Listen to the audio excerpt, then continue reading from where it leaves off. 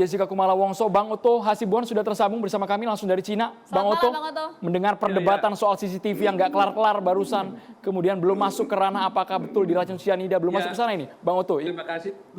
Sebelum sama kepada Pak, nanti saya mau supaya bicara itu jangan terputus-putus. Isunya kan ada beberapa. Satu isu mengenai CCTV, satu mengenai soal yang Pak Jaja dan sebagainya. Jadi supaya jangan lompat, saya mau bicara dulu soal yang CCTV dulu tadi ya, Oke, Bang supaya clear buat kita semua. Jadi begini, bahwa pertama saya ingin sampaikan, apa yang disampaikan oleh Ruas Suryo tadi itu sebenarnya nggak layak itu dibicarakan di sini. Karena bukti itu dari mana asal-usulnya kan kita nggak tahu. Kebenarannya pun kita nggak tahu. Ya jadi nggak pantas. Kedua, ingat ya di dalam catatan saya ikut sidang semua. Jadi saya ingat masih, kalau saya tidak keliru ya. Pak Binsar pada waktu itu persidangan bertanya kepada saksi si Darma Salihin, apakah Anda masih punya rekaman-rekaman lain selain yang ada di sini ini? Karena Anda selalu bilang ada di luaran bahwa Anda punya. Nanti berbahaya loh kira-kira gitu. Dia bilang tidak punya lagi. Nah sekarang muncul lagi ada rekaman seperti ini ditampilkan oleh Salihin. Ini satu proses yang betul-betul bermasalah ini. Ya kan? Ini satu bermasalah. Jadi saya minta rekaman yang ini oleh masyarakat Indonesia jangan dipercaya. Karena ini tidak pernah ditampilkan di persidangan. Yang boleh kita bicarakan di sini yang ditampilkan di persidangan. Kalau yang di luar, yang dibuat-buat orang, itu pasti tidak layak, tidak akurat. Ya, tolong Mas Suryo, supaya mengetahui etikanya dalam menampilkan suatu bukti-bukti di sini. Kedua, kepada adinda saya ini, Edi Hasibuan. Anda kan ini di Kompolnas. Anda tahu kan bahwa kalau bagaimana prosedur menurut Perkap Kapolri mengambil suatu bukti CCTV seperti ini. Ya, kalau nggak tahu mungkin saya jelaskan aja. Bukti itu harus diambil oleh pejabat yang berwenang, yaitu penyidik. Tidak boleh diambil oleh orang lain. Kalau diambil oleh yang tidak berwenang, itu berarti sudah tercemar dan tidak bisa dipertanggungjawabkan. Itu Perkap Kapolri. CCTV yang ditampilkan di persidangan kita ini selama ini, itu adalah bukan diambil dari penyidik. Diambil dari petugas Oliver. Ya, sehingga itulah yang dipakai di sini. Itu yang kedua. Ketiga, yang paling inti, yang tidak pernah bisa dibuktikan di persidangan.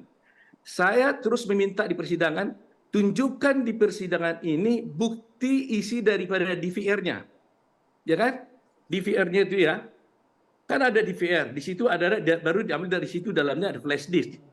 Buktinya ini, DVR ini sudah kosong.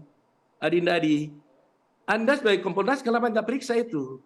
Mestinya kan kalau mau jujur, DVR-nya itu dibawa ke pengadilan, kemudian itulah yang diuji, dari dalam itulah ditransfer kepada flash disk yang ditampilkan di persidangan. Hanyalah flash disk, sedangkan DVR-nya ini waktu kita tanya mana isinya ini kosong. Siapa yang mengambil ini? Inilah dugaan manipulatif itu, gitu ya. Jadi ini tolong Mas Edi sebagai Kompolnas periksa itu, ya kan? Dan ini yang tidak pernah terbongkar selama ini. DVR-nya aslinya CCTV yang ada di Oliver itu kosong, Yang kosong. memanipulasi Sekali siapa? bilang kosong. Bang Oto? Jadi nggak tahu yang kita periksa ini, yang mana kita nggak tahu ini. Bang Oto, yang Ketiga, memanipulasi siapa? Sekali lagi satu lagi nih, yang paling penting. Oke. Semua apa yang dikatakan di DVD itu oleh ahli kita sudah dinyatakan itu dugaan manipulatif, ya kan? Dan dia buktikan di persidangan sampai ada nenek lampir. Saya sangat hormat sekali kepada Pak Barbiu tadi. Saya nggak kenal dari dulu. Kalau kenal saya ke Barbiu, mungkin saya minta tolong sama Barbiu juga ini. Jadi sudah saya katakan, menurut saksi Rimson Sianipar Hasiholan, saya berdiri begini ya. Ini saya masih ingat persidangan. Ini celana ini gini, dia hanya menarik celana sekali begini. Tapi oleh di video itu ini diputar-putar balik-balik gini, di replay terus gini. Apa maksudnya? Lantas di sana dikatakan bahwa ini adalah cyanida, dia gatal kakinya katanya, kena cyanida. Padahal ini hanya ditarik kaki karena dia mau duduk, dia pakai legging, dia tarik begini, ya kan, ditarik begini, ini diulang-ulang begini. inilah dugaan rekayasa itu yang dibuktikan oleh ahli itu.